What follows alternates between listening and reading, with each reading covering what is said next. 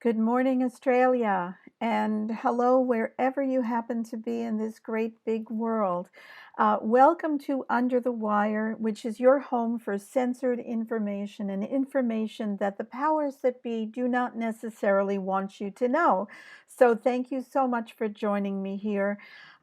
We've actually had an amazing week with this whole COVID-19 episode and the Under the Wire special that we did a couple of nights ago. It's on the AVN page and the No Compulsory Vaccination page, and it's also on the AVN website. If you haven't yet seen it, please do check it out because there is amazing information on what you as an individual can and must do to help ensure that your freedoms are not further eroded and that you can actually regain your freedoms.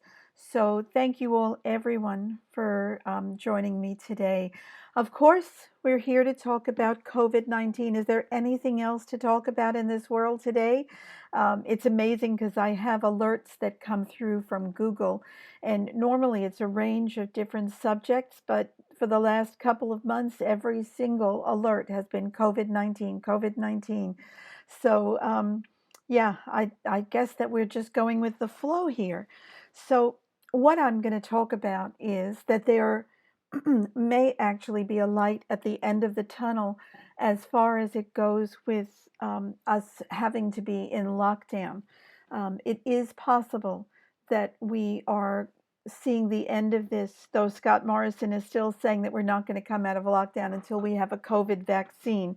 That means we're going to be in lockdown for a long time. Good morning, Sally Ann. Good to see you. And hi, Julia. Thank you so much for joining me. Um, so we may be seeing the end of the lockdown. And yes, I'm going to be speaking about flu shots right now. Thank you, Anita. I appreciate it. My secret's out. Um, we are told, thank you to Adam. um, we are told that, sorry, I keep touching my face, don't I?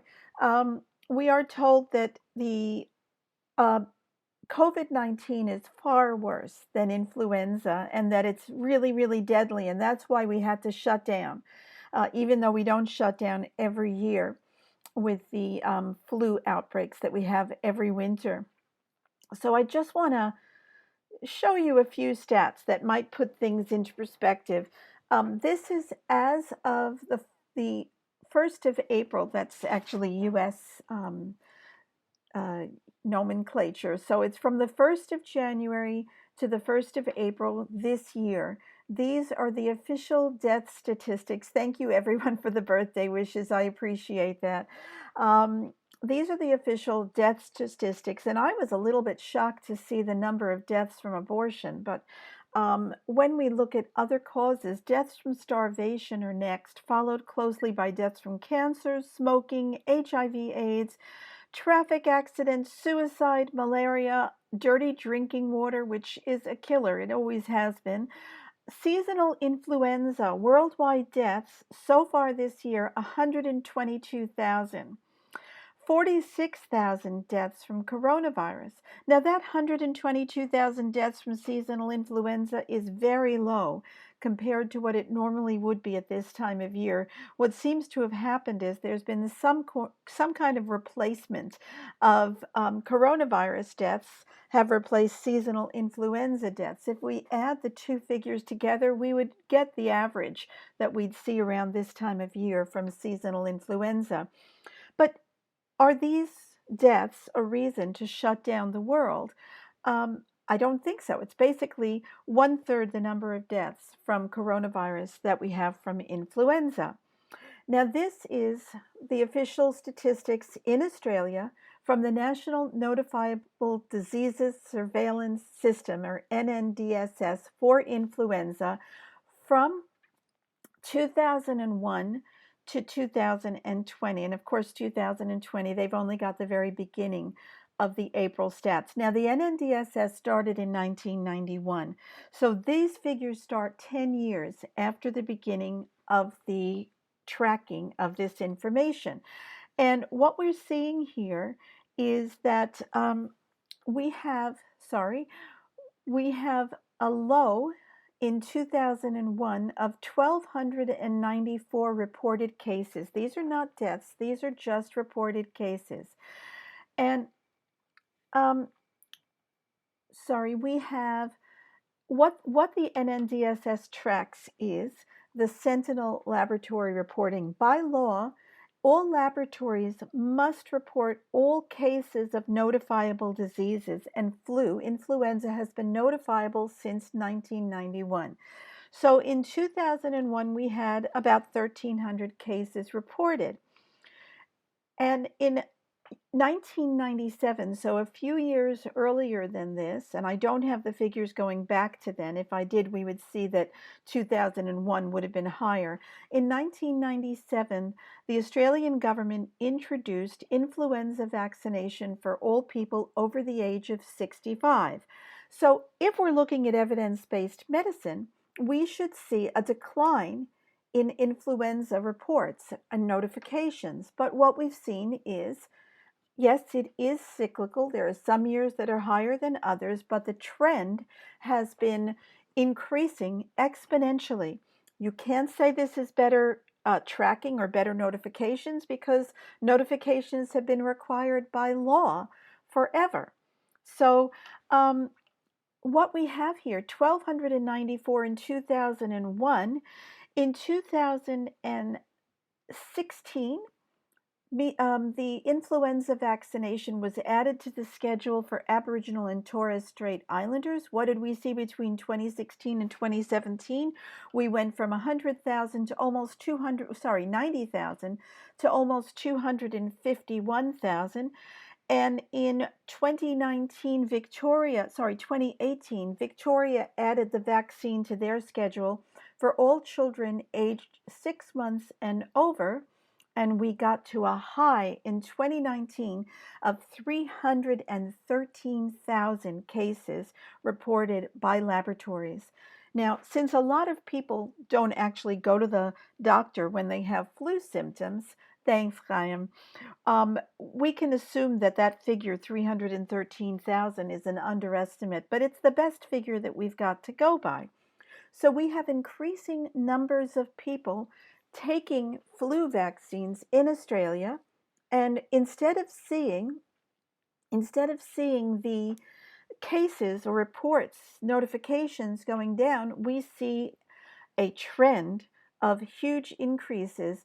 Maria, who know these statistics? Do you mean the government? These are government statistics. So yes, they would know this, but never let facts get in the way of a good vaccination campaign. And yes, Michelle, in the US, they're asking doctors to put coronavirus on death certificates. There's a few really good interviews that I will share links to after this is over. And those interviews are from doctors. One of them is a doctor and a state senator. Yes, Maria, the government knows these figures because these are government figures. They don't publicize them, but they know them. And it just puts the lie to what we're hearing about the vaccination issue. It is not that we are seeing not enough people getting vaccinated against influenza. It is that we are seeing that the vaccine is simply not effective and counterproductive. Study after study has shown that the people who are vaccinated against influenza are far more likely to get it. So, we have a situation where the cases of influenza far exceed the cases of COVID-19. The deaths from influenza far exceed the deaths from COVID-19. I mean, in Australia, we've had less than 100 deaths since this whole COVID outbreak started. And I don't know the exact death status for influenza over that period, but it would have been many times higher than that. And what we've seen, this is interesting. I was interviewed on a show called Caravan to Midnight on, I think it was Wednesday night. It was 3 in the morning, so I can't remember. Sorry, it was 1 in the morning until 3 in the morning, and I can't remember exactly when it was, but we talked about the number of deaths overall, and I said I would bet anything that what we're going to see before the deaths from suicide and the deaths from starvation start picking up, which sadly we will see because of this lockdown situation, that we would see an overall decline in the number of deaths. Now, these are the figures in the United States, and since the beginning of the year, the number of deaths overall, this is not from any specific cause, the number of deaths have declined by almost 50,000. Why? I believe, this is my belief, I don't have any proof of this, it's because people are not seeing doctors. They're not going to the hospitals. I heard an interview just the other day where they said, where are all the deaths from heart attacks and strokes?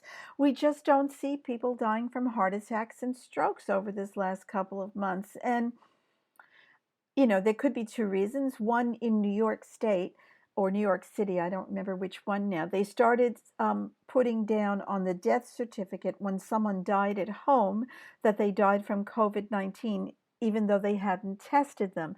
So it is possible that there have been deaths from heart attack and stroke at home, and they're simply putting it down as COVID-19. But I think, personally, from having seen this over many years in my own family and in the families of many people I know, that the people who end up dying, and especially dying in hospital, are the people who've been undergoing treatment. And if you are not going to hospital, either because you're afraid of being exposed to COVID-19 or because the hospital is no longer accepting people because they are keeping the hospital free for all these COVID patients that don't exist, and car accidents, yes, Susie, absolutely right.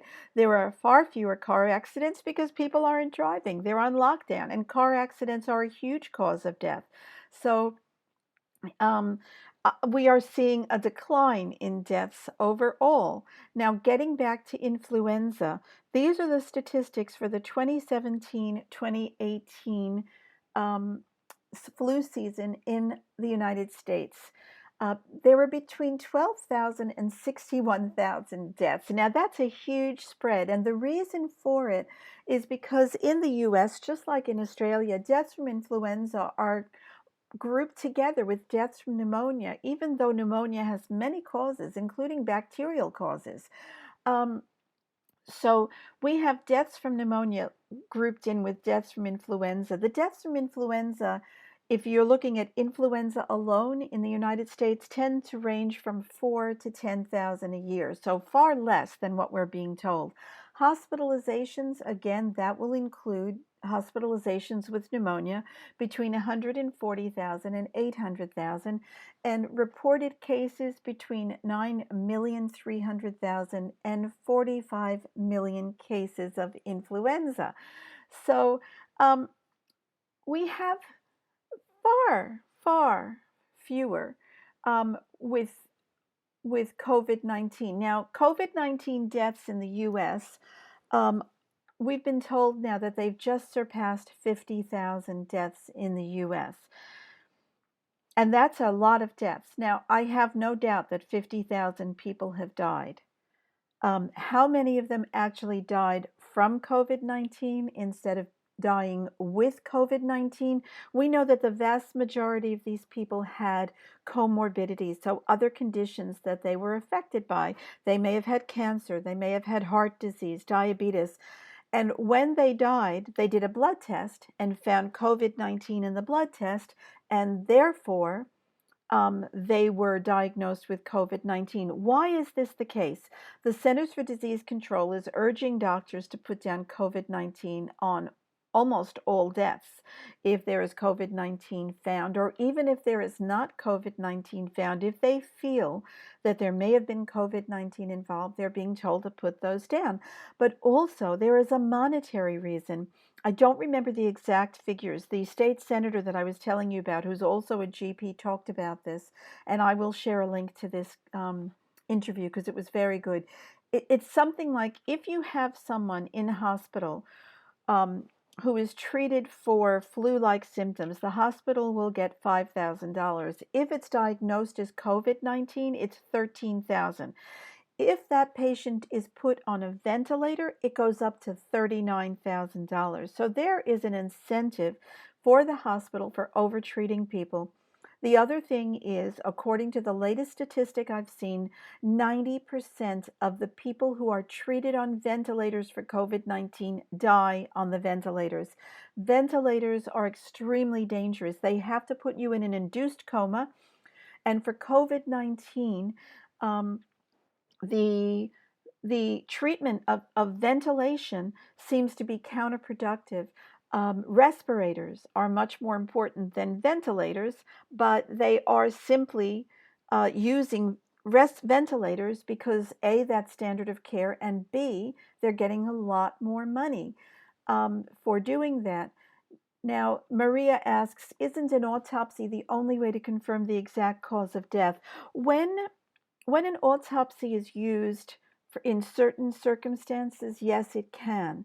But when you detect a virus or a bacteria in a person, let's put it this way. If I went and I got 100 of you right now and I did a throat swab, out of that 100, 10 of you would have either meningococcal or pneumococcal bacteria in your nose and throat. And that bacteria is associated with meningitis, with epiglottitis, with ear infections. And yet you won't have any symptoms. So if you were hit by a car, and they did a throat swab while they were doing an autopsy, and they found meningococcal or pneumococcal bacteria in your nose and throat, you would not have been said to have died from pneumococcal or meningococcal meningitis. You would have died from the car accident. That the presence of that bacteria was simply coincidental, or just because it's in the environment and many people have it.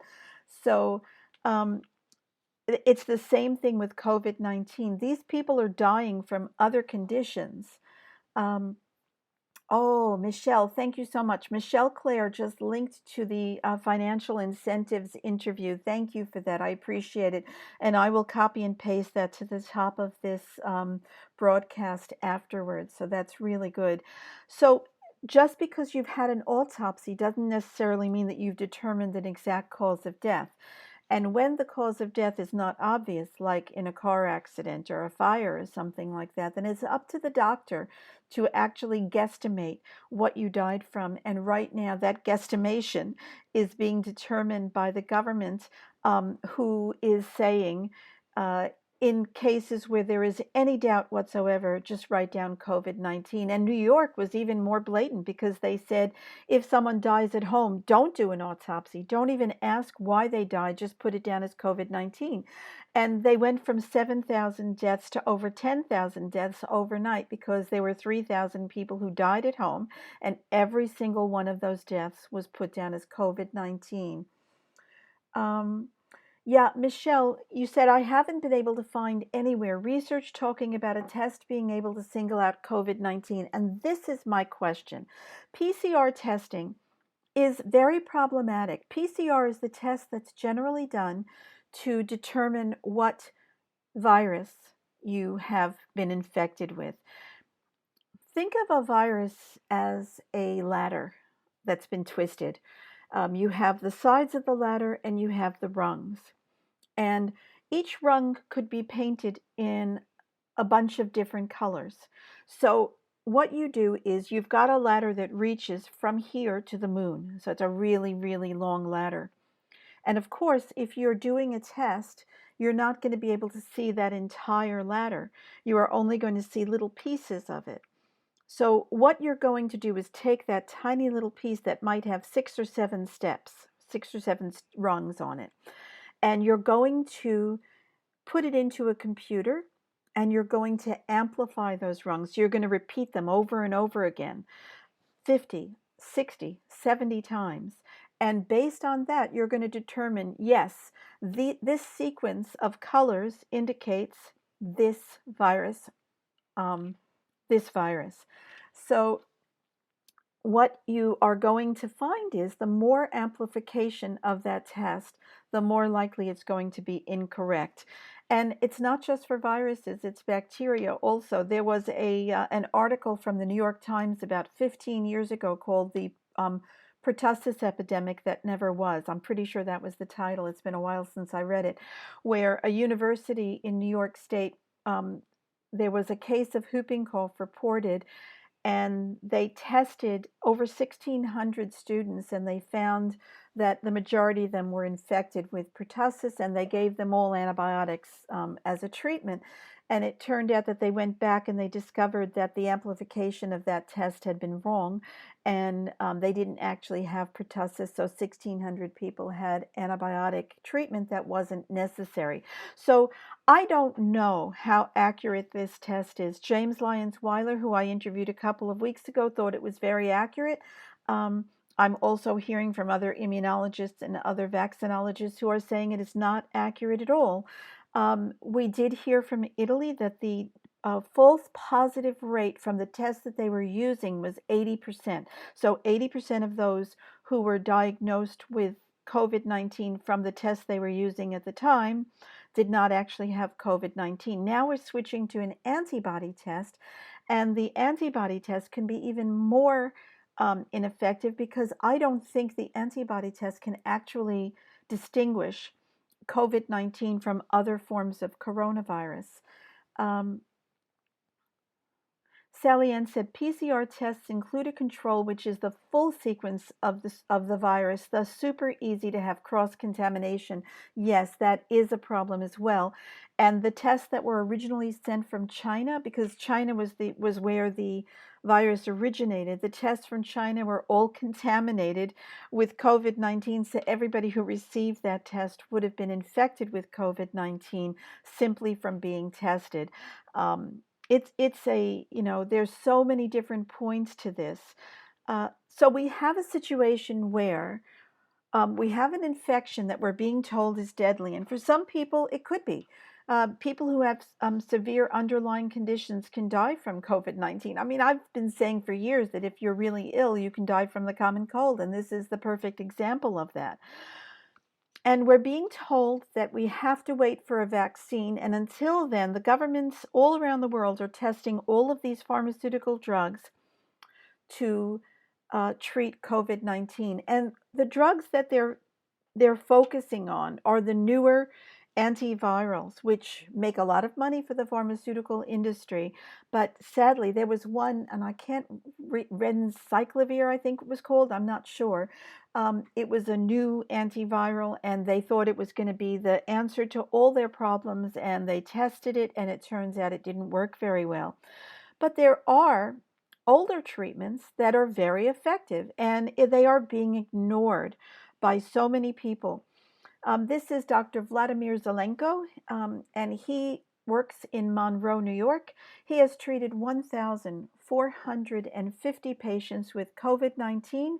405 of those, so a large percentage, were high-risk patients, and they were treated early with a 3-drug regimen: hydroxychloroquine, azithromycin, and zinc. Now, azithromycin is an antibiotic.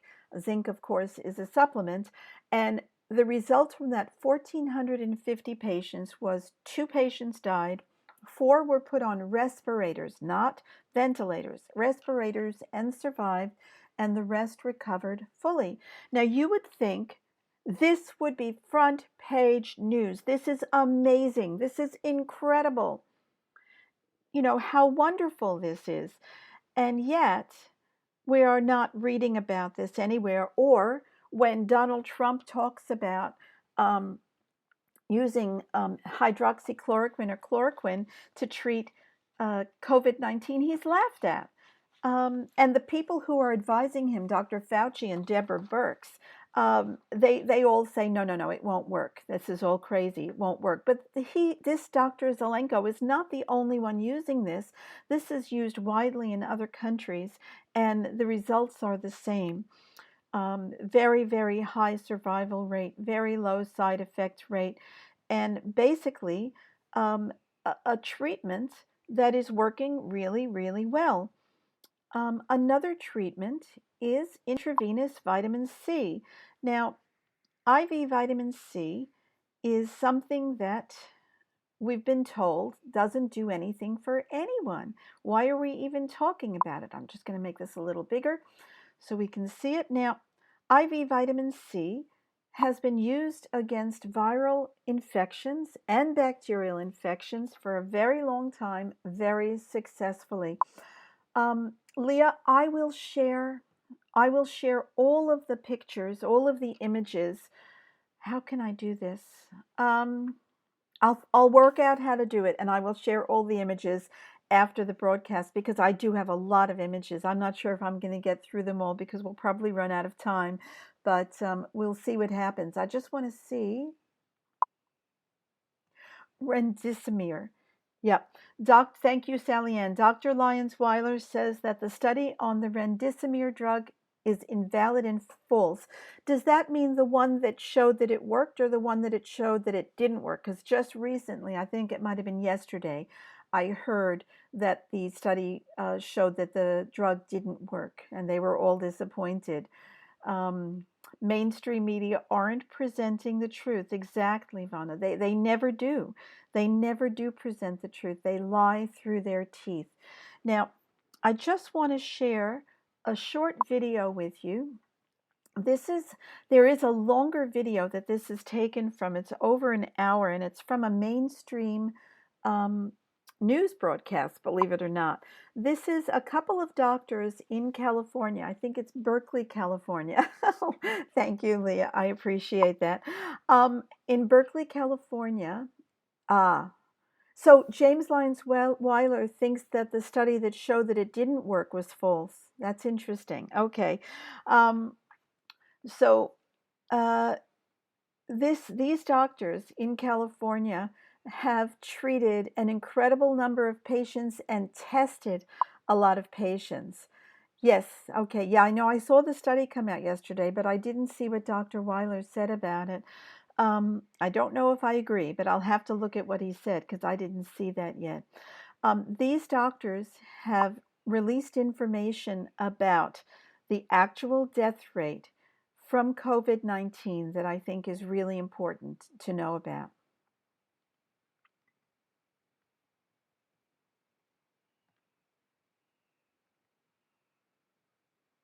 And if I can find where I've hidden this, hang on just 1 second. My apologies. Here we go. These numbers are from yesterday. We have 33,865 COVID cases out of a total of 280,900 total tested. That's 12% of Californians were positive for COVID. So we don't, the initial, as you guys know, the initial models were woefully inaccurate. They predicted millions of cases of death, not of prevalence or incidence, but death. That is not materializing. What is materializing in the state of California is 12% positives. Well, if we have 39.5 million people. If we just take a basic calculation and extrapolate that out, that equates to about 4.7 million cases throughout the state of California, which means this thing is widespread. That's the good news. We've seen 1,227 deaths in the state of California with a possible incidence or prevalence of 4.7 million. That means you have a 0.03 chance of dying from COVID-19 in the state of California. 0.03 chance of dying from COVID in the state of California. Does that necessitate sheltering in place? Does that necessitate shutting down medical systems? Does that necessitate people being out of work? So think about that question. Has the response been warranted? Now. Whoops, hang on. There we go.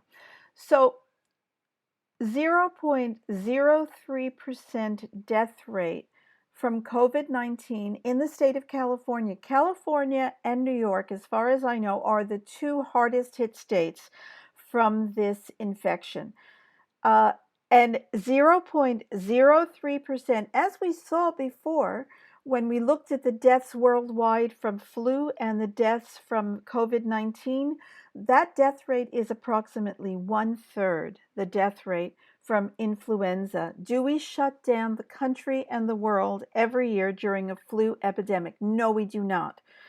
Do we destroy the economy, um, drive people into bankruptcy? I just read a few days ago that Virgin Australia, which is my favorite airline in the whole wide world, has gone into involuntary or voluntary administration. So they've gone bankrupt. Um, does that happen for influenza or for any other disease? No, it does not. And they're both Democratic states. That's right, Siska. The Democratic states seem to be the ones with the most stringent regulations, the highest numbers of deaths, and the highest numbers of cases. And that could be totally coincidental, or it might not be. But what I do know is that the more information that comes out, the more data that we get, the more I am convinced that this is not a pandemic, but a scamdemic, and that someone in the government, the World Health Organization, and the medical community needs to be held accountable for destroying people's lives, because many people are going to die. Many people are going to have their lives destroyed because of the effect of this shutdown on our economy. Um, yes, Mandy, Australia is a fascist state, and Scott Morrison is not our prime minister, he's our dictator.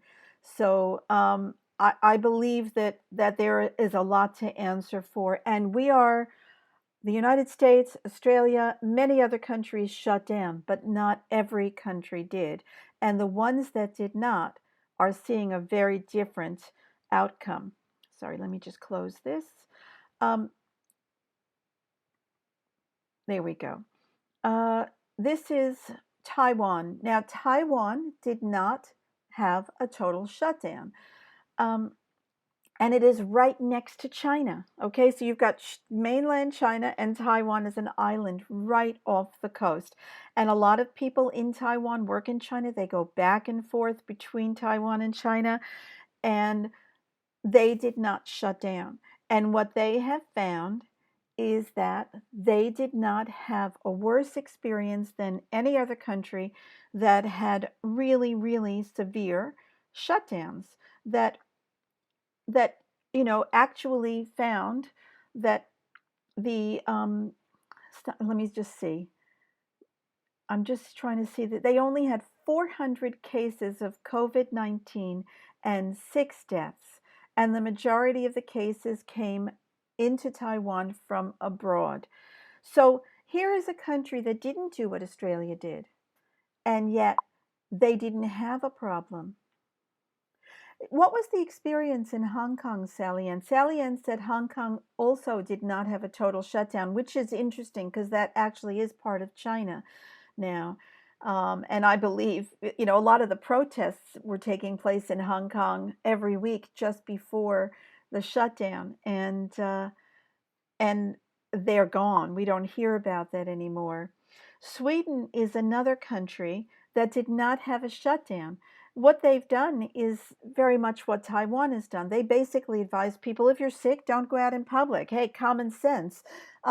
If you are elderly and you have immune system problems, try and stay inside. Don't be exposed to too many people. And what Sweden has found is that they are not having the massive deaths. They are not having the huge economic impact and the huge impact on their community that that is happening here. So, and is happening in the United States.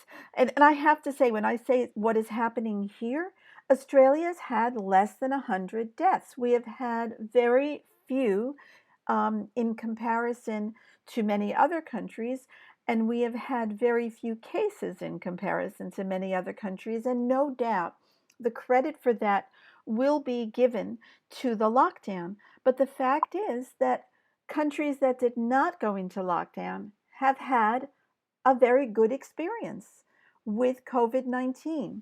They have not had this same issue. And as I said, I feel that this is a scamdemic. Not a pandemic. Sally Ann says Hong Kong has shut schools, work from home where possible, shops still open, social distancing, schools will open again next semester. Your Hong Kong office is work as usual. And since they've done that, do you know how they compare with other countries or other areas, even Wuhan, in regards to deaths and cases? That would be interesting to know. Oh, okay. They've had severe social distancing, not shut down. Okay, thank you for clarifying that. This is Jacinda Ardern, the Prime Minister of New Zealand. She is currently being sued by two men over claims that the country's strict lockdown caused them to be unlawfully detained. And there's a lot of this going on with people being fined and arrested simply for being out in public. This scamdemic, and I'm going to call it a scamdemic because until I see evidence to the contrary, that's what I think it is. This scamdemic has been used as an excuse to strip us of our basic human rights, and it should not be. It should not be. There is no evidence that this is any worse than the average influenza, and in fact, there's plenty of evidence that it's far milder than influenza. Now, I don't know if you guys have heard about this yesterday, but Donald Trump is currently being laughed at around the world, including by our chief health officer in Australia, for supposedly telling people that they should be injecting bleach or some form of disinfectant to try and overcome coronavirus. Now, as with almost everything you see in mainstream media, that's a lie. This is the actual quote from yesterday's press conference. He does one every day on coronavirus. This stuff is fascinating because they've been talking about how sunlight and disinfectants can kill coronavirus very easily. And Northern Hemisphere is about to go into summer, so they expect a decline in cases. And Trump said, this stuff is fascinating. So if UV rays kill the virus, can we look into something like that systemically to use inside the body?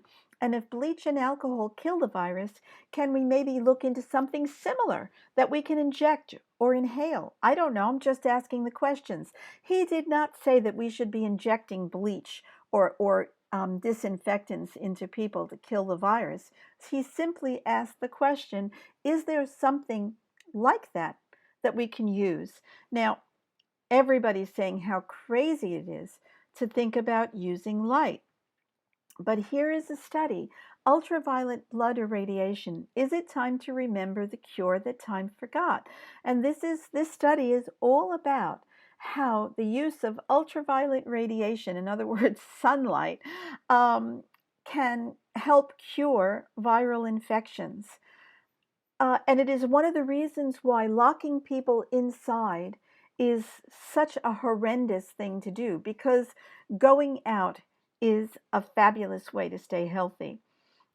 Exactly, Sharon. So why close parks when sunlight kills the virus? Why indeed?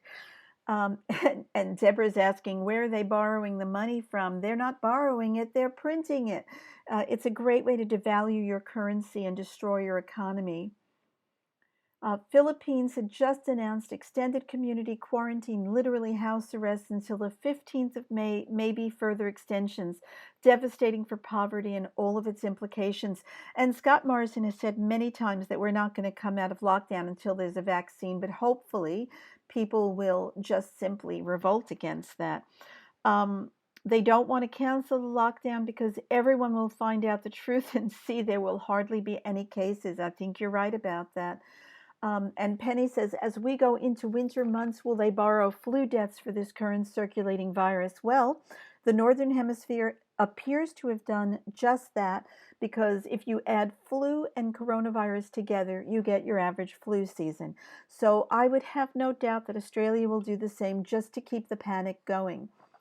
Sun exposure has traditionally been a part of illness treatment, and that is so true. They tell you, go out, get the sun. It is so important. It kills everything. Sunlight is the best disinfectant. Did you see Trump hint that he's investigating Fauci in regards to money being given to the Wuhan lab in 2015? Yes, Mandy, I have. The lab in Wuhan, where this virus is thought to have originated, I mean, there are many people who say that no, it is not a laboratory virus, but there are probably more people who say that it is. That lab was working on a vaccine for HIV that combined HIV with coronavirus. Strangely enough, some studies have shown that this COVID virus may be contaminated with DNA from HIV. And Dr. Anthony Fauci, who shot to fame during the early HIV days, he is the head of NIAID in the United States, and they gave, I think, $3.7 million US to that lab for their research. So I believe that there is going to be an investigation into him, and it can't happen soon enough. Sally Ann says this virus seems to be mutating very rapidly, which means a vaccine becomes less and less likely. Exactly right. And in addition, there is the immune enhancement situation. I can't remember what James Lyons Weiler called it, but it's the situation where these coronaviruses, we didn't get a vaccine for SARS and we did not get a vaccine for MERS, which are other forms of coronavirus, because of something called immune enhancement, where it can actually make the disease worse in the vaccinated than in the unvaccinated. Of course, according to my research, every vaccine does that, but coronavirus vaccines seem to have an especially bad form of that. And that's why we didn't get vaccines for SARS and MERS, and I personally don't think we will have one for coronavirus either. But we're going to talk about the vaccine a little bit later because there are some really interesting things to talk about with that. So we have Donald Trump being ridiculed because of his statements. And if you guys have never read the Babylon Bee, I highly recommend it. It's a satire site. This is not serious. And the headline is Liberal Treated with Hydroxychloroquine Hopes He Still Dies of COVID-19 to Prove Trump is Stupid. And people on the left in the United States, in Australia, seem to all be very similar in this regard. When you don't want to see something in front of your face, you will do anything not to see it. Guys, you are sending me such great links. I promise that I will find a way to share all of them. I'll definitely share them on YouTube, and I will share them at the top of this too. Thank you so much. Please keep sending those links through. I really appreciate it. Alexandra said, I participated in market research 3 weeks before this lockdown. The research asked the participants, would we like to in the future, instead of physically go to the doctor, have teleconsults on Skype. We all said no. I look back on that and see that this was all planned. It's so interesting. So many things like that. I mean, just Event 201, if you guys haven't heard of that, I will send a link about that. Event 201 was something that the Gates Foundation and Johns Hopkins University put on about 6 weeks before the epidemic started, and it was basically a test of what would happen if there was a coronavirus epidemic. What a coincidence. How do you like that? So we have a disease that we're being told is going to kill everyone unless we stay on lockdown. But is that really what's happening? What's up, Barry? All right, man. What do you know, babe? You can take out the mask, Doug. The case fatality rate's like 0.1 to 0.3 according to USC. Is it really? That's reassuring. USC. Everybody here's been vaccinated anyway. USC and LA County Public Health come out with a study. They found that there are 7,000 cases in California, but they really believe that there are anywhere from 221,000 to 442,000 people who were infected. Really? Yeah. So that makes it 0.1 to 0.3? There's a study to come out with? Yeah, just give it to them. So it suggests that the case fatality rate is about 10. It seems to be. Wow. Which puts you right in line with the flu. Yeah, exactly. Yeah, that's what it is. So it was a hoax. I don't think it was a hoax.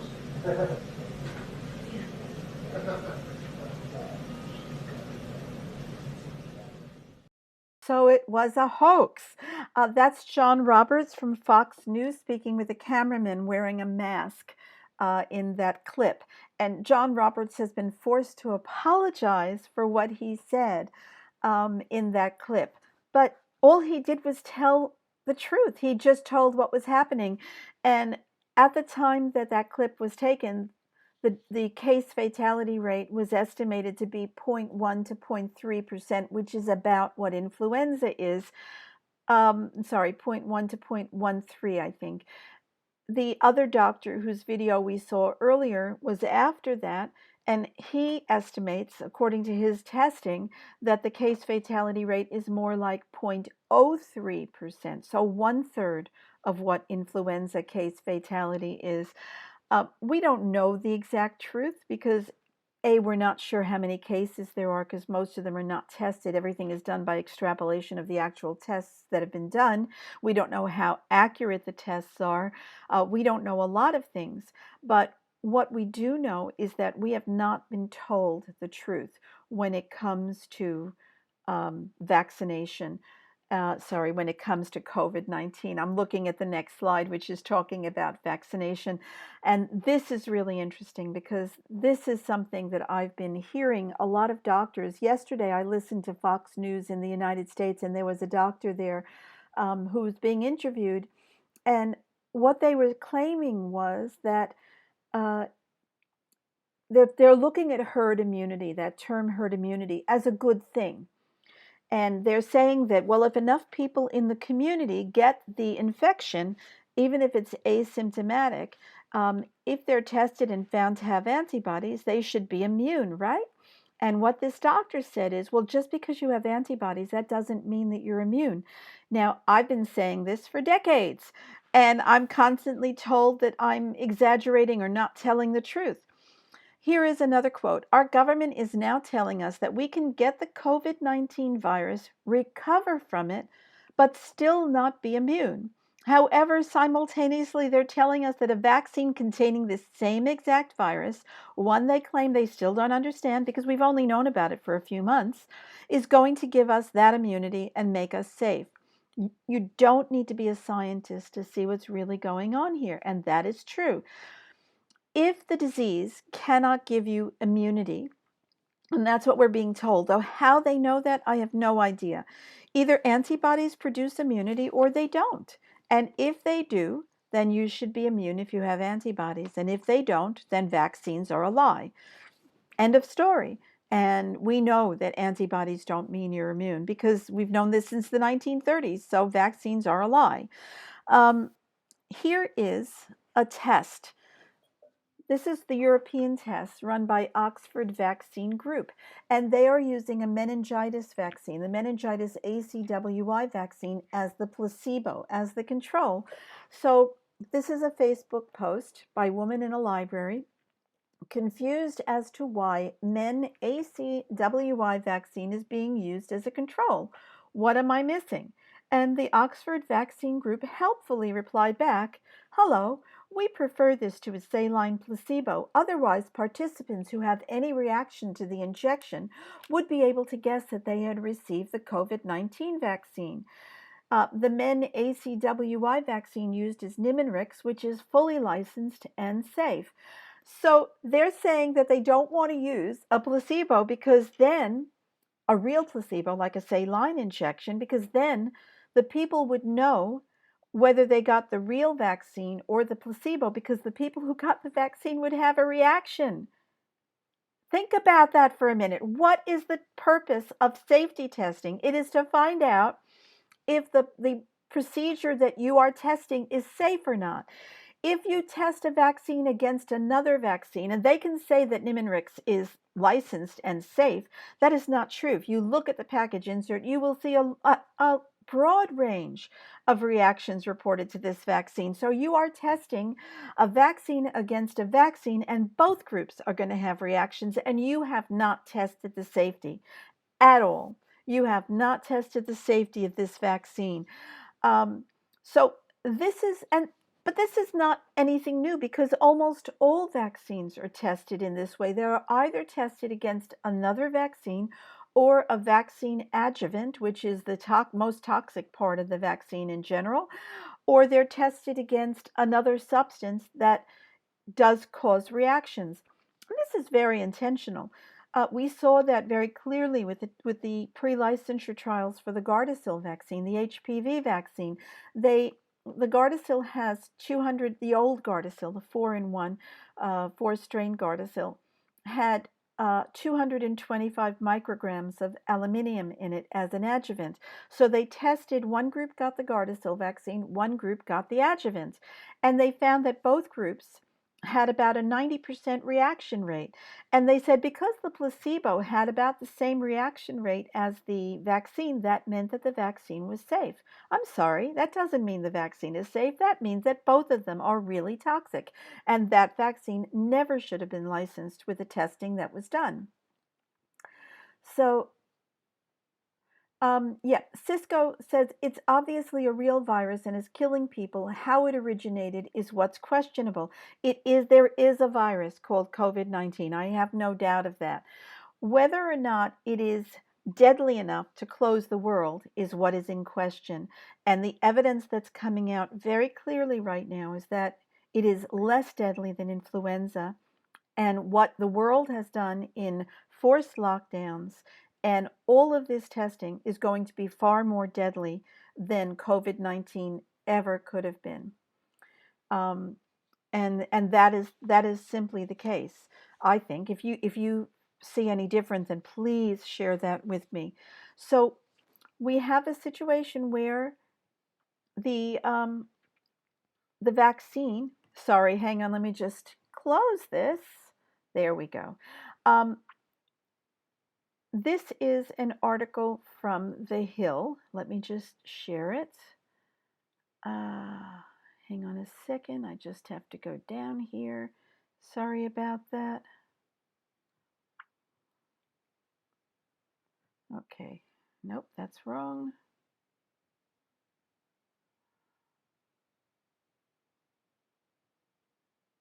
Okay, here we go. This is from the Hill newspaper, and I have the wrong one here. Sorry. I seem to have closed it. Oh, darn. All right, I'm just going to tell you what it is because I have the link, but I don't know exactly where it is, and I do apologize for this. We are told that vaccines, it is unethical to test a vaccine against a placebo because vaccines are assumed to be safe and effective. And by testing against a real placebo, like a saline solution or a sugar pill, you are leaving one group unprotected for the sake of testing. So it is assumed that they're safe and it is assumed that they're effective. And you can't do any other tests than testing against another vaccine or a vaccine adjuvant. There is a proposal to test the coronavirus vaccine by actually infecting people with COVID-19 and then vaccinating them. And this is something that is generally not done. They do this in animal studies a lot, but not in human studies. So we're not using a placebo because that's unethical.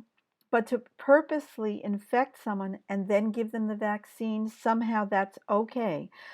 And I say it is okay to do that as long as it's the researchers who are being injected with the disease, with the infection, with the virus, and then vaccinated against it. And yep, Deborah, what the hell indeed. Hahnemann, who is the father of homeopathy, he tested all of his remedies on himself before he used them on any patients. And I think that if vaccine manufacturers were to be their own guinea pigs, we would have a lot fewer vaccines. So let them test it on themselves, and if they survive, come and tell us what the results are. Simple, very easy, very, very easy. So we don't really have ethical studies of vaccinations. We don't have information that shows that vaccines are either safe or effective. So we do have a lot of people who are simply refusing to take vaccines. This is something I am getting so many messages on Facebook and elsewhere saying, when the vaccine comes out, you're not allowed to have it. And that's what this person said. When the COVID-19 vaccine is available, pro-vaxxers are saying anti-vaxxers shouldn't be allowed to get it. Anti-vaxxers say, agreed. And that's what I say as well. You are not hurting me by saying that that I can't take that vaccine. There's just no way, because I don't want that vaccine in the first place. So, it's no skin off my teeth at all. Now, how many of you heard last week that Scott Morrison wants to create an app that people put on their phone so they can be tracked wherever they go? And the purpose of this app is, let's say person X is diagnosed with COVID-19. This app can then be used because using Bluetooth, it'll see whose phones they were near. And then the government can come and contact all those people who passed within a certain amount of distance of that person within the previous 14 days, test those people, and then find out if they're infected with COVID-19 so they can be isolated. There's a huge problem with this as far as privacy goes, and people simply don't want that sort of thing put onto their phones. And what Scott Morrison said is, I'm going to be really nice to you, Australians. I'm going to say that if 40% of you say yes, I won't make you do it. But if less than 40% of you say yes, you are going to be required to download this. And not only are you required to download it, you're going to be required to take your phone with you everywhere you go. And I say, if that eventuates, if it comes to the point where we're forced to have those apps on our phones, I'm going back to a flip phone and getting rid of my smartphone, which I love, but I'm not going to use it. I'm simply not going to use it because I'm not going to be forced into doing things like that. Now it's turned out, this is from ABC News, that app that Scott Morrison is talking about stores its data on Amazon servers. What could possibly go wrong? Do you trust Amazon with your information? I don't. Sally says, I'll be going back to my old Nokia. Yep, a brick is better than something that can be tracked and traced. Leah says she's ordered a new phone without Bluetooth. Now, I know that you can turn Bluetooth off on your phone, and that might be an option.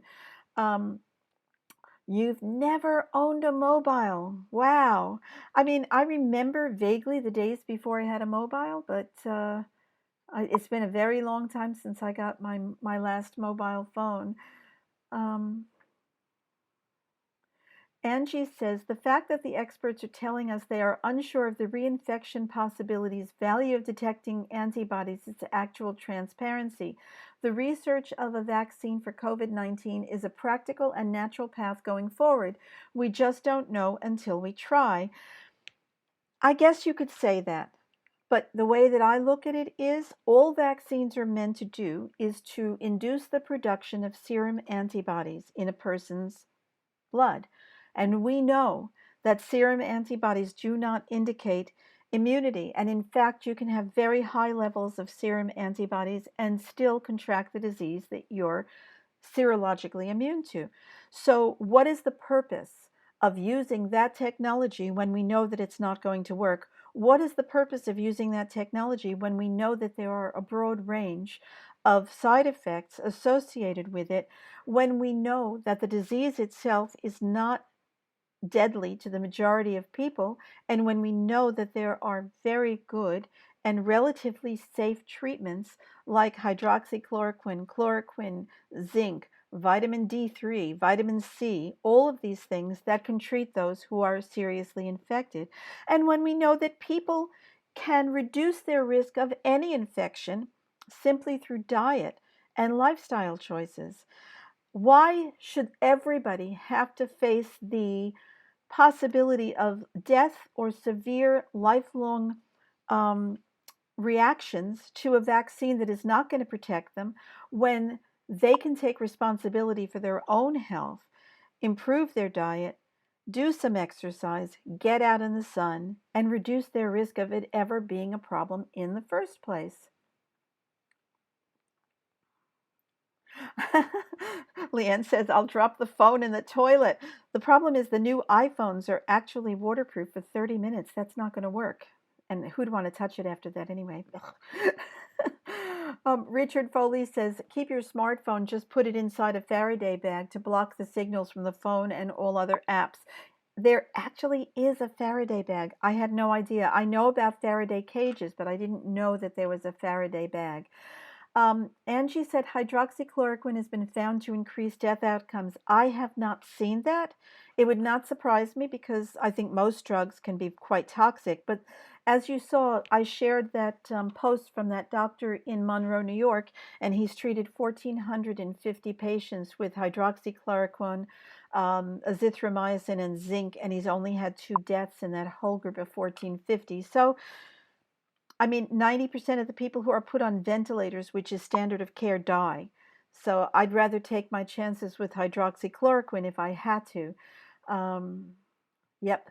Siska says, I certainly won't be downloading that app. The point is that if 40% of the people don't do it, the government's going to make you do it. So you're not going to have a whole lot of choice. And phones can already track you. They can already use phones to see where you are. The only problem is they don't have the facility to see who you've been near at certain times of the day. I guess they don't have the computer capacity for that.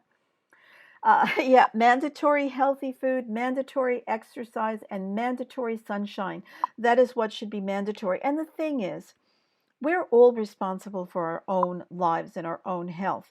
Nothing should be mandatory. We should be able to make a choice. If you make the wrong choices, if you smoke, if you drink too much alcohol, if you eat McDonald's every day, you're going to pay the price for that. Nobody else to blame but yourself. So we have to take responsibility for our own health. The government is not our mother or our father. The government is not our boss. The government is there to make sure the garbage is picked up and that the roads are built and that the police are paid. That's about all the government's there for. And they are intruding into our lives in ways that we never gave them a mandate for. So, yeah, Siska said, couldn't live without my smartphone. We may have to, because I'm not going to be using one if I can't find a way of avoiding this. I'm going to look into that Faraday bag situation. That sounds interesting. So here we have government overreach that we've never seen before in Australia, and it's only getting worse. Those of you who didn't watch the Under the Wire special report from Thursday night, I'm pretty sure it was, please do watch it, because it's all about how we can take action to stop the government, hopefully, try and stop the government in their tracks on this. And this is not just happening in Australia, and it is not just happening in Europe, it is happening in the United States. This is Sarah Brady. Sarah Brady is the mother of a 5-year-old boy who became autistic after his vaccination. She lives in Idaho, which is one of the states in the United States, very low population, but very high population of active and informed and politically motivated people. And Sarah is no different. Sarah and a group of mothers decided that they were going to have a play date, which is not allowed. And what they did is they went to the playground. And interestingly enough, you are allowed to be on the grass at that playground, but they had police tape around the play equipment. They cut the tape and they let their kids go play on the swings. The police showed up and they told them to get off the playground equipment, and they refused to take their kids off the playground equipment. And I think Sarah was probably more vocal than many of the other parents there, and they arrested her. Not only did they arrest her, but they left her children there when they took her away. There is a video, which I will share a link to, where you hear people saying, as Sarah's putting her hands behind her back so that she can be handcuffed, you hear someone saying, you don't want to do that, officer. You really don't want to do that. She has children here. And they just start taking her away. 4 brave police officers pulling this young, small woman away with them. And as they're doing it, the women are saying, her children are here, her children are here. And the police officers simply ignored them. So not only did they arrest someone for basically doing what every parent does, um, they arrested someone and left her children behind. How did they know that someone was not going to kidnap them? How did they know that they weren't going to get hurt? How does this make any sense whatsoever? It doesn't. It doesn't make any sense. So Sarah Brady is sort of the new face in the United States of dissent and civil disobedience. And I think that civil disobedience might be all that's going to solve this problem here. I just wanted to share. I couldn't help myself. I had to get, I do this every week. I had to get a few funny memes because this is such a serious and somewhat depressing subject. I think that we need to have some laughter involved as well. Someone sent me a whole bunch of memes from the United States last night, and I was lying in bed reading them, and my husband was asleep next to me, and it was so hard not to laugh out loud that I laughed inside, and I think I pulled something. The drop in gas prices during a stay-at-home order is like a bald man winning a comb, and it's so true. Remember going to places? That was awesome. And I'm looking forward to going places again.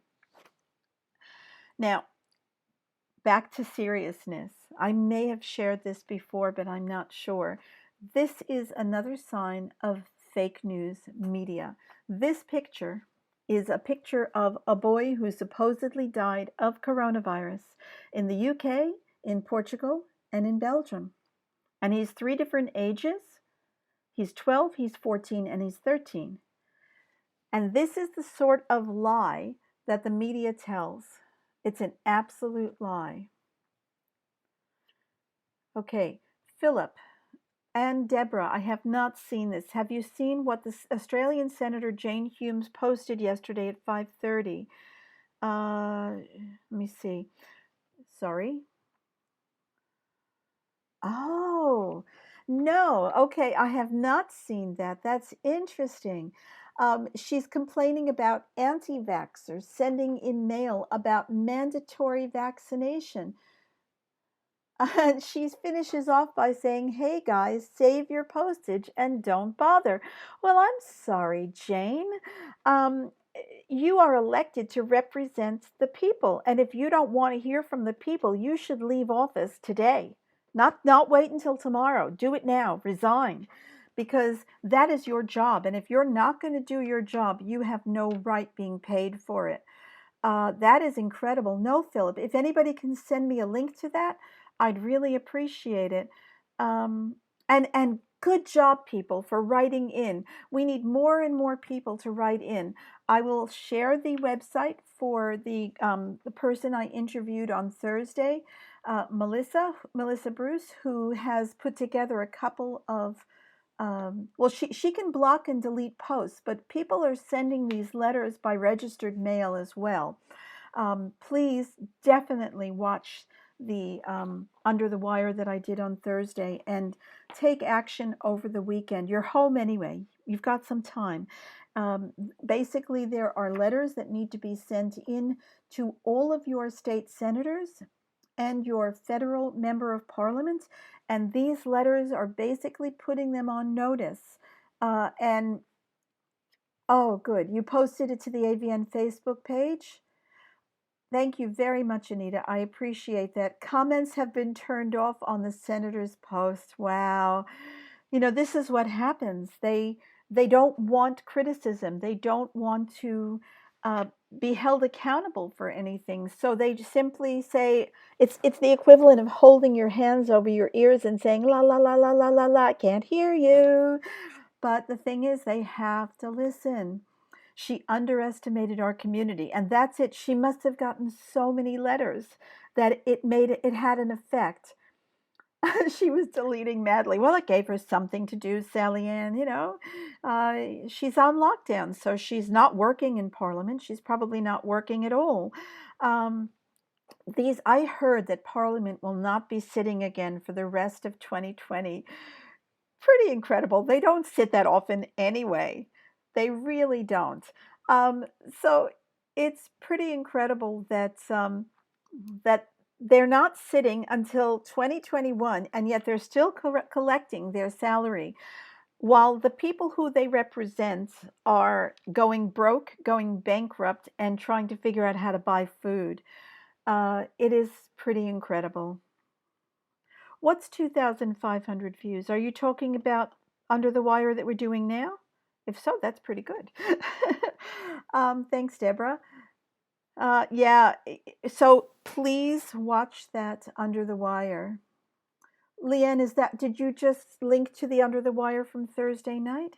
And if so, thank you very much. Oh, comments have been gone over 2,000. The comments have not been shut down. If you are seeing it, it means she blocked you. Okay, it doesn't necessarily mean that she blocked you. She may have deleted comments. I know that because when I delete comments, let's say I've got 50 comments and I delete 10 of them, it'll still show 50 comments, but when I look through the list, I'll only see 40. So she's probably deleting comments, but the count stays the same. Comments on Senator Jane. Thank you. So 2,500 comments. She probably never expected that.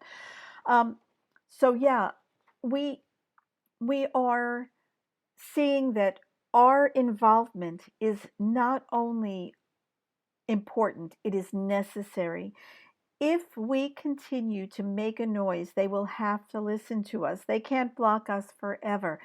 So please, if you have not yet sent in your letters, and I haven't done it, I'm doing it today.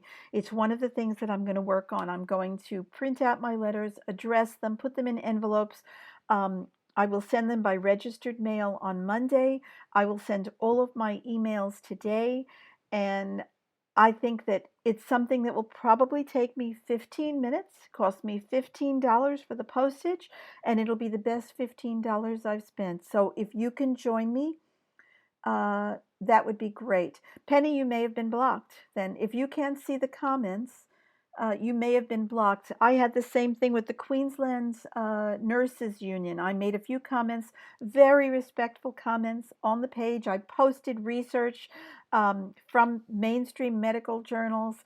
And Adam, could you do me a favor, please, and delete Scott Stewart and ban him? Thank you. I appreciate it. We don't allow that kind of language on this page.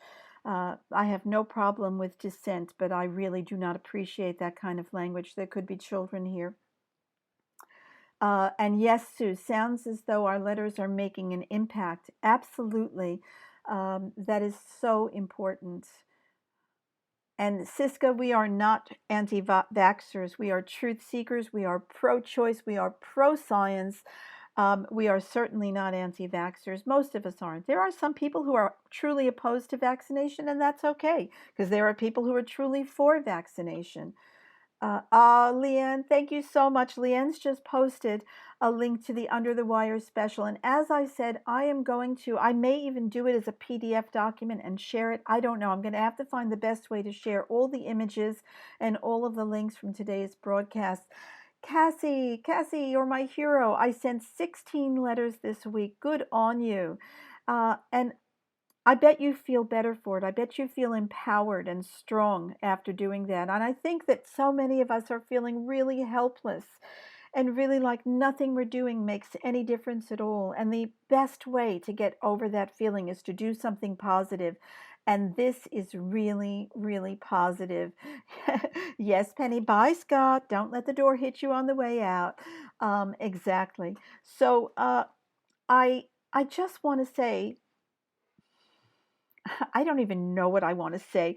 We have been through a time, it's unreal. For the first 2 weeks of the lockdown, or the first 2 weeks that this all started, I don't think I slept more than 2 or 3 hours a night. I don't know how many of you felt this way, but I kept waking up and thinking, is this real? Is this really happening? Philip sent 10 letters last week, and you should see the dribble you received back. I'm not surprised at all. But follow the steps that Melissa outlined and just write back and say, so are you telling me that you're not willing to represent my voice in the way that I've asked you to do it, even though you're my elected representative. That's not the exact wording. She had a different wording that was much better than that. Um, and just keep the conversation going and hold them accountable. Uh, yeah. Oh, good. Cassie said she did feel strong and empowered. That's good. This is what I mean. The first 2 weeks, I couldn't sleep. I I was walking around in a daze because it all seemed so unreal, so bizarre. Whoever thought that not only this would happen, but it would happen so quickly and be supported by so many who simply are not thinking, are getting every bit of information that they have from mainstream media. Um, so that was 2 weeks. And then after that, I started doing more about this. I still haven't written these letters, but I've written quite a bit. And all of a sudden, the situation turned around. I was sleeping fine and I felt fine because I was doing something positive to try and make the situation better. And I can't urge you enough to join me in doing that because, especially if you're feeling helpless and upset and depressed about this, do these letters. You will feel so much better. Cassie says, I received all Provax dribble back from my emails, and that doesn't surprise me because they probably didn't even read them. And if they read them, they didn't understand them or take them in because all they know is what they've been told. They've never actually taken responsibility for learning about this issue. They're legislating about it, but they're not learning about it. So, Sharon just shared something. Change.org Victorian. Oh, yes. It's a shame that it's on change.org. I hope they don't take it down. But it's obviously there has been a petition to recall Senator Jane Hume, who has told people that she's not going to represent them.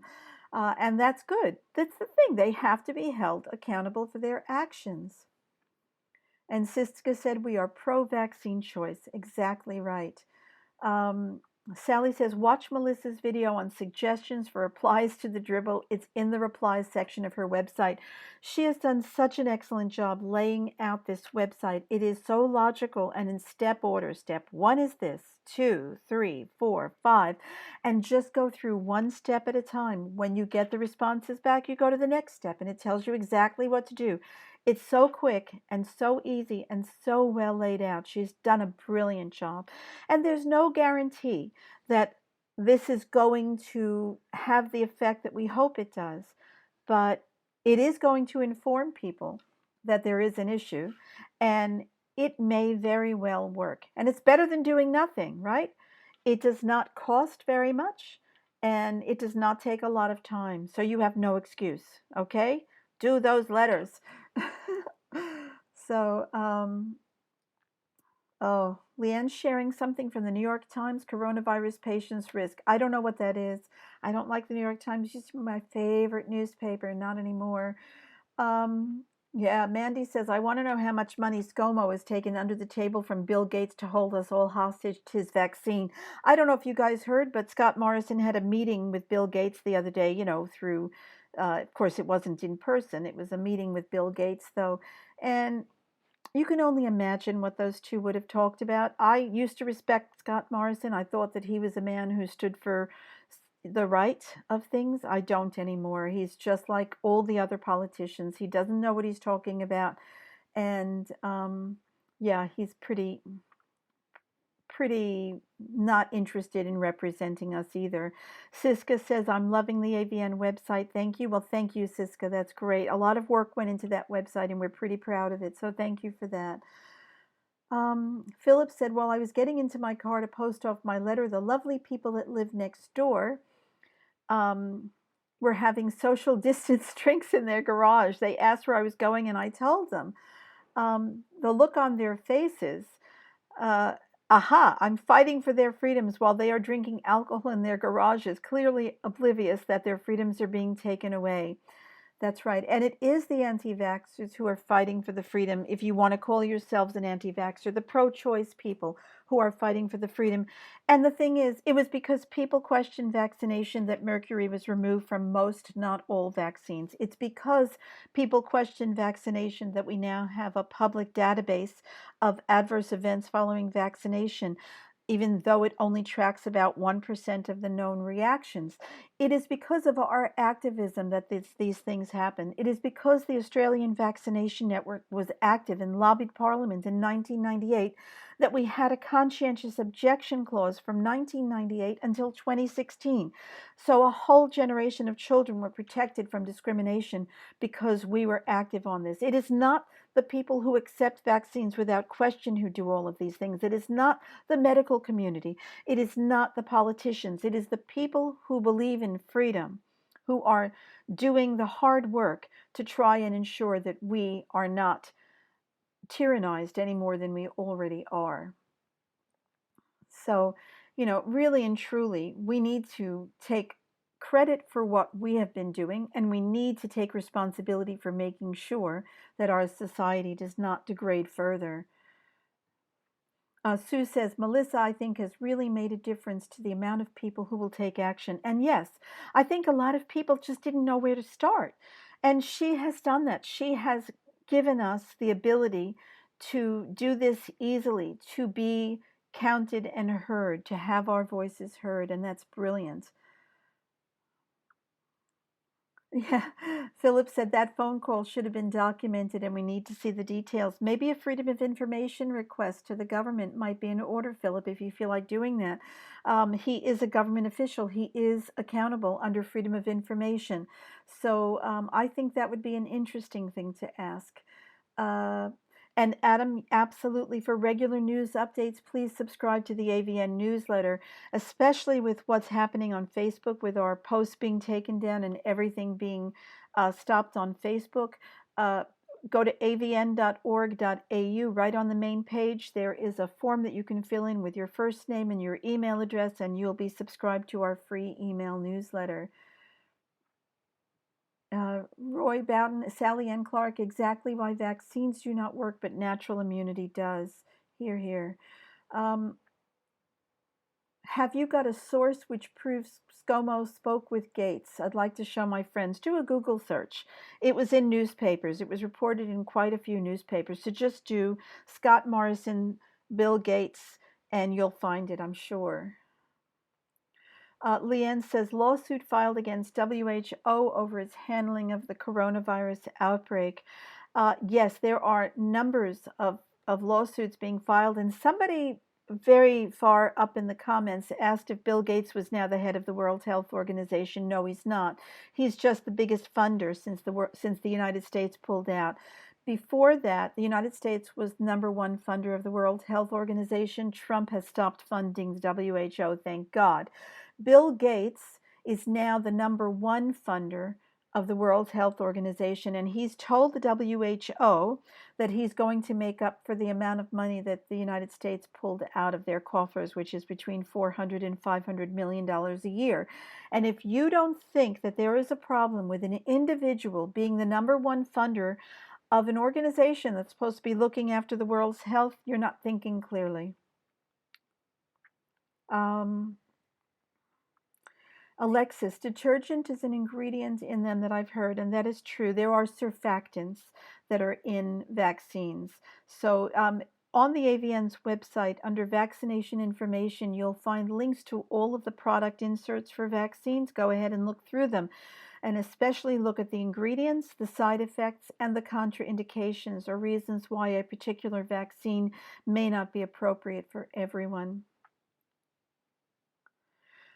Thank you, Brian. Thanks so much, Meryl and the AVN, without which it would surely be a bleak future. I think my internet connection may not be very good because I can see I'm breaking up a little bit, so I apologize for that. I'm a naturopath and have a pharma background, but feel nervous to say too much. I feel my job is on the line. I've been outspoken about Gardasil and received emails from doctors saying I would kill women from my blog. Scary stuff.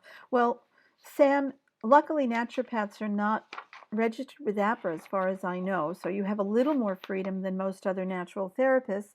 And if anyone is killing women, it is anyone who is trying to stop them from accessing transparent information about any medical procedure. That is what's deadly. Again, just like I said, we have to make lifestyle choices and live with those choices. When it comes to making a medical decision, we need to have free and transparent access to all information. And anyone who tells us that we shouldn't have that access to the information and be allowed to weigh up the benefits and the risks of any medical procedure is the one who's dangerous, not the one sharing information. People can listen to what you say and take it on board or not. That's their choice. But anyone who says that you shouldn't be allowed to say it and they shouldn't be allowed to hear it is actually putting people's lives at risk. Thimerosal and formaldehyde are both disinfectants. You know what, Funny? You're right. I forgot about that. Yes, so when Donald Trump says, talking about injecting disinfectants, absolutely. Thimerosal and formaldehyde are two disinfectants that we already inject. And if it's so crazy to talk about injecting disinfectants, well, if you look at the ingredients of vaccinations, what's crazier than that? And they're being injected into healthy children. Cassie says, having open, respectful discussions with our friends, neighbors, and workmates is eye-opening. I find that 99% of people are pro-choice. Many simply don't understand the depth of this situation or how to push back. And yes, I feel that too, Cassie. I've never had really bad responses when I've spoken with people. Meryl Dorey, what about the amazing email list that the Healthier Communities Foundation has set up for everyone also? Alona Lon has put in an amazing amount of hours to bring this together this week. That's true. Has that been launched yet, Kathy? Because I don't have a link. And if you do have a link, can you please send it through?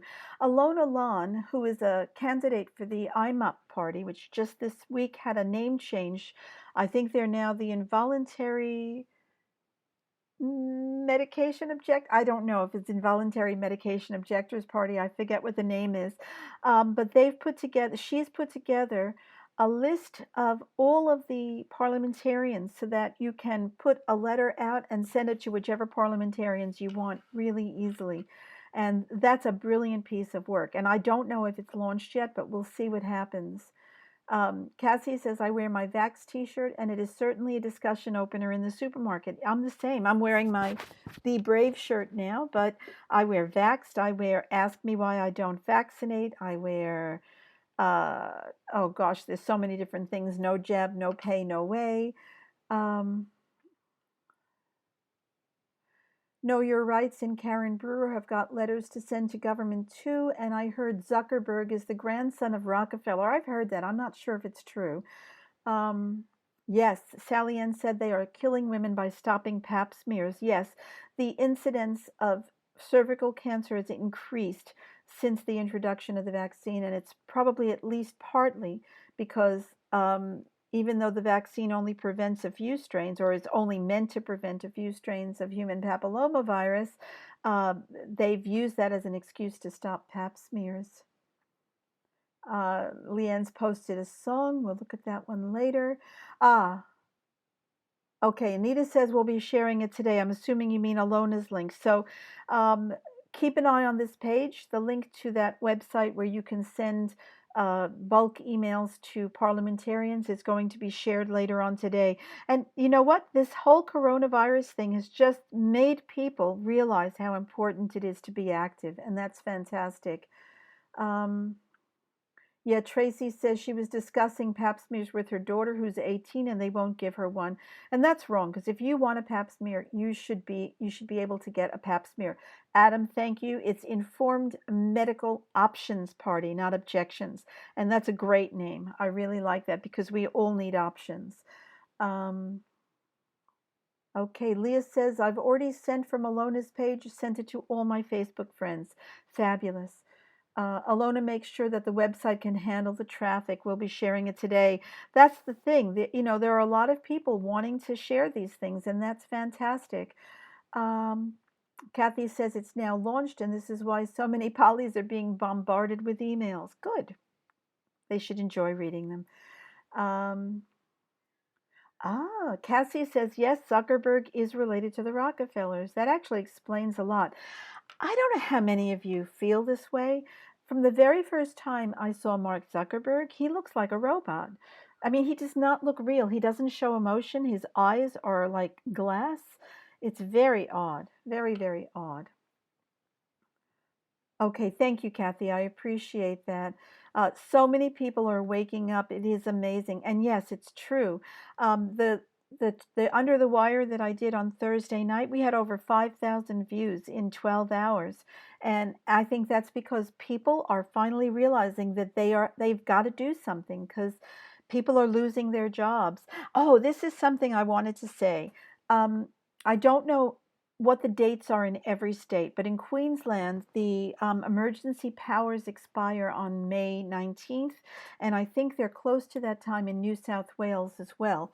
The requirement to be vaccinated in order to keep your job in aged care is only a requirement while the emergency powers are in order. So a lot of nurses have said that they're going to be taking leave or holiday time from the 1st of May, when the requirement starts, until the 19th of May. And that is certainly an option.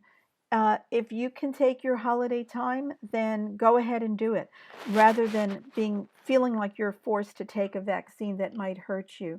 So I just wanted to mention that as a possibility. I did want to share the latest video from Exercising My Rights. Those of you who saw uh, the Under the Wire last weekend saw that I spoke with Victor from Exercising My Rights. He's just amazing. And he's put out a new video this week. I don't have time to really show it right now because I've been on for an hour and a half already.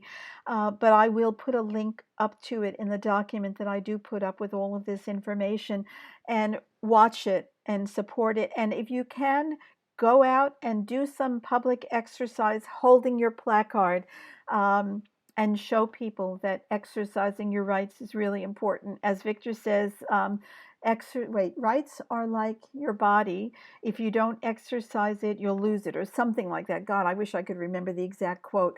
Um, Cassie says, people are waking up. People on my work site who are not anti-vax are all angry, and I've been collecting emails from everyone and sending them letters. Most just don't know where to begin pushing back or what groups to join. And that's true. And that's what's so good about what Melissa's done, what Alona's done, is it takes people who don't know what to do and says, here you go. This is a great way to be active. Um, I love that. Leah Harris says she's in her backyard with her Bluetooth speaker and all her neighbors can hear this. Thank you, Leah. I appreciate that. I appreciate you having an audience. My house is away from other houses, so even if I did that, they wouldn't hear, but I think that's a great idea. Um, Oh, love a t-shirt with that quote. Well, what Victor has done is he's actually written his own t-shirts with pen. He's got very neat handwriting, and he's got the headband of Liberty. It's just a Nike headband, and he's written Liberty across it, and people are copying that. He has people who are sending in pictures and videos from other parts of Australia showing where they're exercising as well. So that's fantastic. Guys, it's 11:30. I'm trying to remember if I was supposed to mention anything that I haven't mentioned yet. Vote one IMOP, says Adam, and the AVN is apolitical, but I'm just sharing that on the page. Um, ah.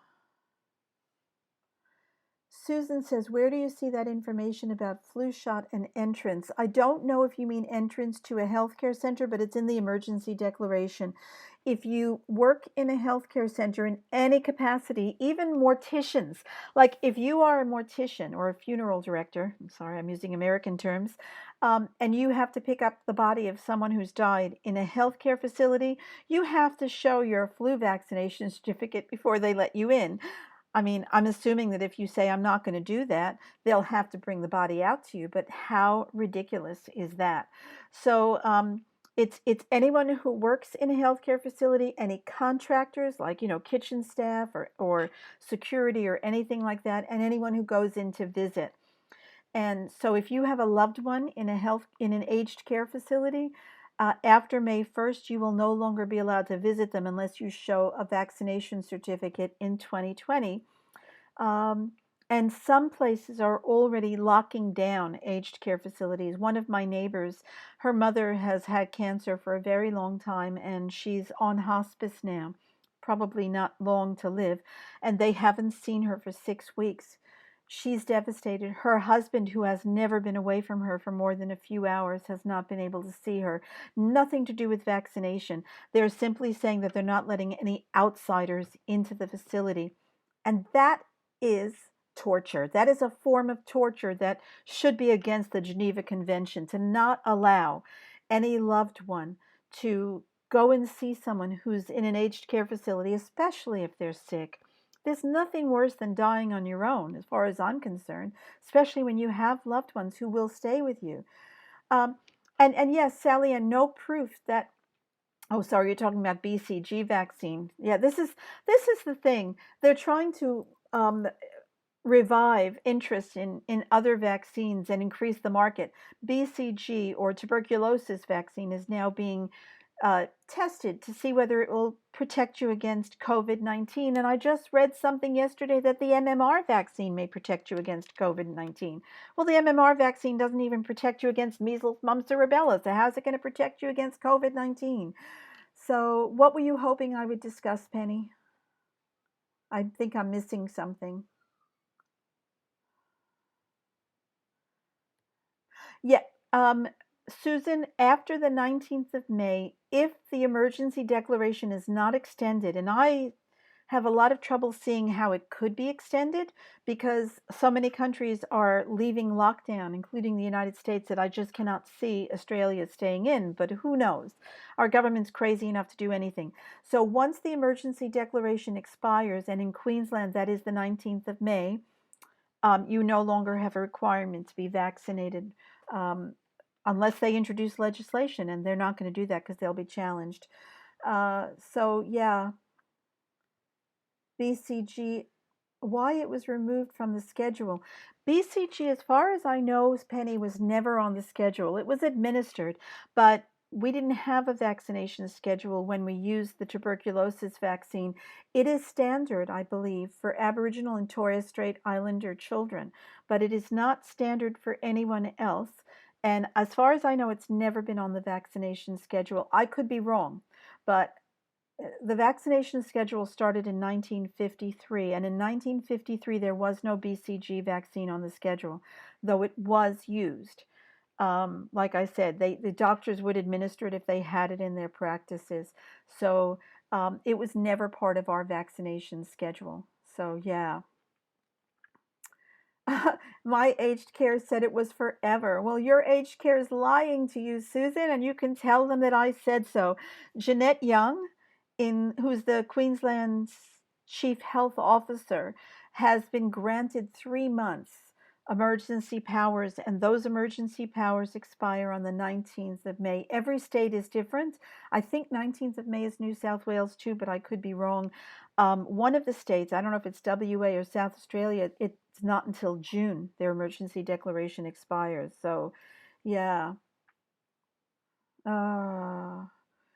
Nick says, my father is in a nursing home and was walking when he went in January this year. They gave him a flu shot last month. He's in a bad way, and I can't even get a solicitor into the home to witness guardianship papers. That is criminal. That is absolutely criminal.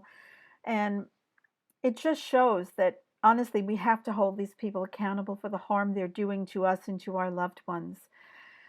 And guys, I think that at this point in time, I may say goodbye. I haven't had breakfast yet.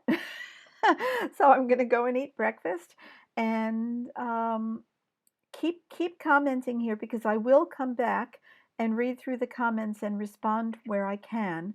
And I will also put together a document with all the links and all the images as a PDF, and find a way to share it somehow. I think I can share PDFs on Facebook, but I'm not positive.